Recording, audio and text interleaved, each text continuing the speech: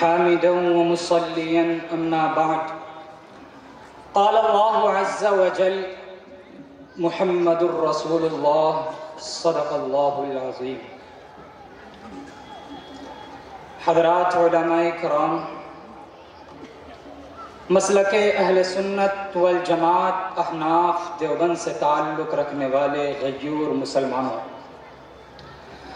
آج میں آپ حضرات کے سامنے سفیران ختم نبوت کے موضوع پہ گفتگو کروں گا، لیکن میری گفتگو کا انداز دیوبندیت کی بنیاد پہ ہوگا۔ میں نے اس کے لیے ایک آیت تلاوت کی ہے، محمد الرسول اللہ۔ اس میں ایک لفظ محمد ہے صلی اللہ علیہ وسلم، ایک لفظ رسول ہے، ایک لفظ اللہ ہے۔ میں کہوں گا ہمارے مسلک کی بنیاد ایک پیغمبر کی ذات ہے، ایک پیغمبر کی بات ہے۔ محمد پیغمبر کی بات کو کہتے ہیں، رسول پیغمبر کی بات کو کہتے ہیں۔ دیوبندیت کا عقیدہ ہے پیغمبر کی ذات بھی جنت سے آئی ہے، پیغمبر کی بات بھی جنت سے آئی ہے۔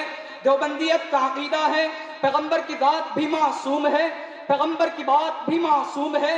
دیوبندیت کا نظریہ ہے محمد کو دیکھ تو کوئی نقطہ نہیں، رسول کو دیکھ تو کوئی نقطہ نہیں، اس محمد اور رسول کو بنانے والے اللہ کو دیکھ تو کوئی نقطہ نہیں۔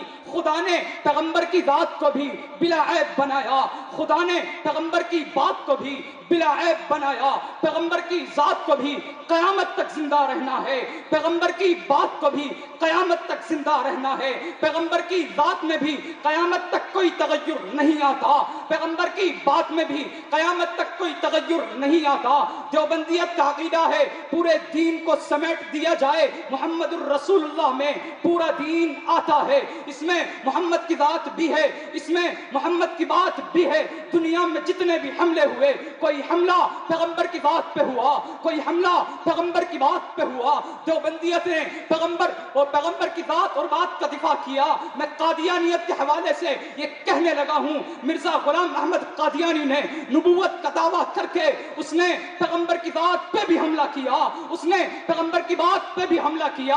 دیوبندیت نے پیغمبر کی ذات اور بات کا دفاع کرتے ہوئے مرزا غلام احمد قادیانی کی ذات کو بھی زیر بحث لائے ہیں، مرزا غلام احمد قادیانی کی بات کو بھی زیر بحث لائے ہیں۔ میں اس سے ایک سوال کا جواب دینا وکیلانہ طرز پہ مناسب سمجھتا ہوں کہ جب ہمارے علماء دیوبند نے مرزا کی ذات پر بحث کی، بے ایمان شراب پیتا تھا، بے ایمان زنا کرتا تھا، بے ایمان نامحرم عورتوں سے خلوت میں اپنی ٹانگیں دبواتا تھا، تو بہت سارے لوگوں میں جن میں دین کا درد تو تھا، دین کا علم نہیں تھا، کہنے لگے مولوی کو مرزا کی ذات کا انکار نہ کرنا چاہیے، بات کا انکار کرو، ذاتیات پر تنقید کرنا انسانیت کو زیب نہیں دیتا۔ مولانا جعفر علی جالندھری رحمت اللہ علیہ نے دیوبندیت کی طرف سے گفتگو کرتے ہوئے فرمایا کہ مرزا نے نبوت کا دعویٰ کیا، اس نے مولویت کا دعویٰ نہیں کیا۔ جو نبوت کا دعویٰ کرے پہلے اس کی ذات ہے پھر اس کی بات ہے۔ دلیل کے طور پر نبوت کا پہلا خطبہ پیش کیا، میرے نبی نے فرمایا لبثت فیکم عمرا، و مکہ والو میں تمہارے درمیان عرصہ دراز گزار چکا ہوں، هل وجدتمونی صادقا ام کاذبا، تم نے محمد کو کیسا پایا؟ مکہ والے کہنے لگے جربناک غیر مرہ، ہم نے آپ کو کئی بار آزما کے دیکھا، ما وجدنا فیک الا صدقا، محمد ہم نے تجھے سراپا صداقت پایا۔ میرے دوستو، مولانا ضیاء القاسمی خطیب یورپ ایشیا نے اس بات کو یوں سمجھایا کہ اگر ٹرک سڑک پہ چلتا ہے، پولیس والا یہ نہیں دیکھتا یہ چلتا کیسے ہے، اس کی رفتار کیسی ہے، بلکہ اس کے وجود کو دیکھتا ہے، اس کی ذات کو دیکھتا ہے، اس کی لائٹ بھی ہے یا نہیں، یہ چل بھی سکتا ہے یا نہیں۔ ہم نے مرزا تیری ذات کو دیکھا، تیرے وجود کو دیکھا، تیری ذات گندگی سے آلود تھی، تیرا وجود گندگی سے آلود تھا۔